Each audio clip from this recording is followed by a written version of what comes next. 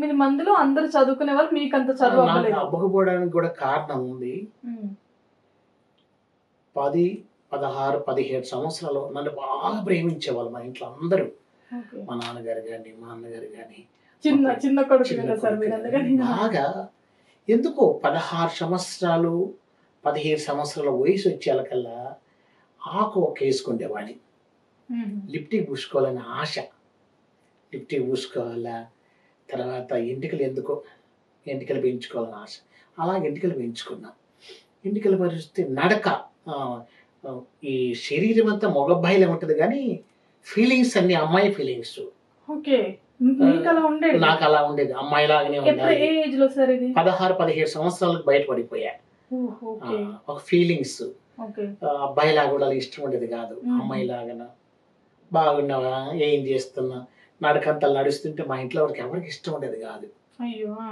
Last one కదా, ఒక్క కేసుకునేవాడిని, lift పూసుకునేవాడిని, నీలాగా పోగులు పెట్టుకునేవాడిని, అన్ని కమ్మలు పెట్టుకునేవాడిని, బాగా ఇష్టపడేవాడిని. ఇంకా అలాగుంటే మా ఇంట్లో వీడు తేడా, వీడు గాండుగాడు, లేదా వీడు ఇట ఆడ కాదు, ఇట మొగ కాదు, వీడు కొజ్జ, గే అని రకరకాలు అన్నారు. ఎవరంటే నాకేంటి అవసరం, నేను అలా పుట్టాను. మా నాన్న డాక్టర్, మా అన్నగారు డాక్టర్లు, ఎవరి వల్ల కాల, అది దేవుడు నాకు అలా పెట్టి నేనేం చేయాలా. అప్పుడు మా అన్న అన్నాడమ్మా,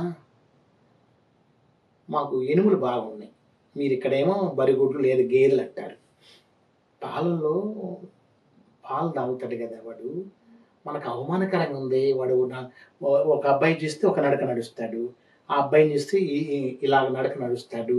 ఇదేంటి మనకు అవమానకరంగా ఉంది. కాబట్టి ఇప్పుడు ఏం చేయాలంటే ఈయన పాలలో విషమేసి చంపేస్తామని మా అన్న అన్నాడు. మా అమ్మతో మా అన్న అన్నాడు. మా అమ్మ ఒప్పుకోలే. అది ఎలాగరా, అది ఎలా ఉంటుంది, నేను కన్నా అని మా అమ్మ బాగా ప్రేమిస్తుంది. ఎలా కాకుండా నేను ఇంకా మా కమిటీ వాళ్ళు ఉంటారు కదా, విజ్రాలు పెద్దవాళ్ళు.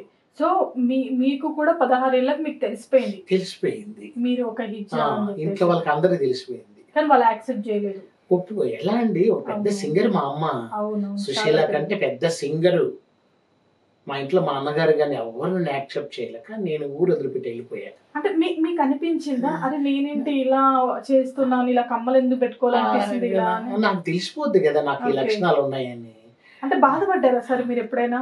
అంటే అందరూ ఇలా అన్నవాళ్ళు కానీ అందరు బాగున్నారు, ఏడ్చిన దినాలు ఉన్నాయి. ఏడ్చాను ఎందుకు ఈ బతుకు, ఒక సింగర్ కూడా వెళ్ళిపోదని బొంబాయి వెళ్ళిపోయా. కానీ దేవుడు ఇచ్చిన దానికి మీరేం చేయలేదు. బొంబాయికి వెళ్ళిపోయా. బొంబాయికి వెళ్ళిపోతే అక్కడ వాళ్ళు చెప్పినట్టు వినాలా, తర్వాత భిక్షాటన చేయాలి, తప్పుడులు కొట్టాలా.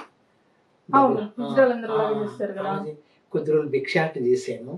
నేను చేయనంటూ తప్పేం లేదు కానీ అన్ని పాపాలు చేశాను. నా ఇంత భయంకరమైన పాపం ఇంకొకరు ఎవరుండరు. అన్ని అలవాట్లు కూడా తాగడం నేర్చుకున్నా, గంజాయి అన్ని తాగిన. మా అమ్మగారు ఎంటికలు పెంచుకున్నా.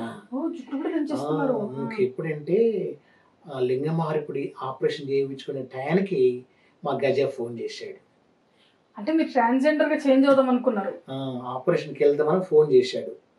నిన్ను చంపుతాను, డాక్టర్ను చంపుతా. ఎవరు? మా పెద్దన్న. ఆయన కొంచెం పేరు ఉంది కదా. మా అమ్మగారు వచ్చారు. వచ్చి అరే ఇంటికి వచ్చేసి నువ్వు ఎలా నీకు మనసు నచ్చినట్టు ఉండు, చీర కట్టుకుంటే చీర కట్టుకో, పంజాబ్ డ్రెస్ వేసుకుంటే పంజాబ్ డ్రెస్ వేసుకో, ఎలాగైనా ఉండు, కానీ నేను చనిపోయేంత వరకు నువ్వేం చేయాలా, తల్లి దగ్గరే ఉండాలా. అది మా అమ్మగారు వాగ్దానం చేసుకుని తీసుకొని వచ్చారు. మా అమ్మ దగ్గర తీసుకొని వచ్చిన తర్వాత నేను బాగా చీర కట్టుకోవడం, ఏ చీర కట్టుకుంటే ఆ బొట్టు పెట్టుకునేవాడిని, ఏ చీర కడితే ఆ మేకప్ ఆ బొట్టు పెట్టుకునేవాడిని. అలాగే జీవిస్తూ వచ్చా. అలా కొద్ది కాలం ఉన్నా